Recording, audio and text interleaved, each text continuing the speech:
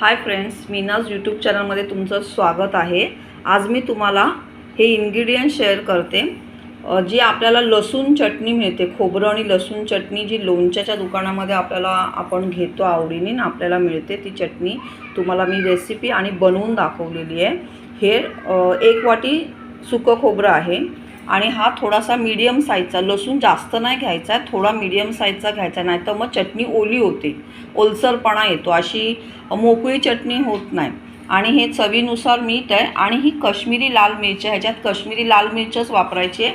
आपण घरातला मसाला आहे तो ह्याच्यामध्ये वापरायचा नाही आहे, त्याच्यामुळे त्याची टेस्ट बिघडते आणि वेगळी टेस्ट लागते, जी आपण बाहेर घेतो तशी टेस्ट लागत नाही।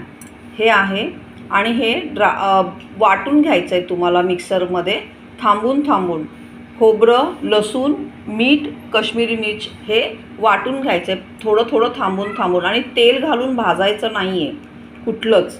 तेल घातलं तर ओलावा येणार आणि स्टक होणार, कारण की त्याच्यामध्ये लसूण आहे, पाणी बिणी काही घालायचं नाही आहे। आणि त्याच्यानंतर वाटल्यानंतर हे टेक्स्चर येतं मिरची ह्या आपल्या चटणीला। ही अशी दिसते चटणी, बघा अशी दिसते आणि मोकळी आणि चांगली होते एकदम चटणी खायला। आपल्याला जेवणामध्ये कधी भाजी कमी असेल किंवा रेग्युलरमध्ये पण आपण खाऊ शकतो ही चटणी। बघा, तुम्ही ट्राय करा ही चटणी। माझा व्हिडिओ आवडत असेल तर फ्रेंड्स लाईक करा, सबस्क्राईब करा माझ्या चॅनलला आणि मला सपोर्ट करा ग्रो करायला। थँक्यू।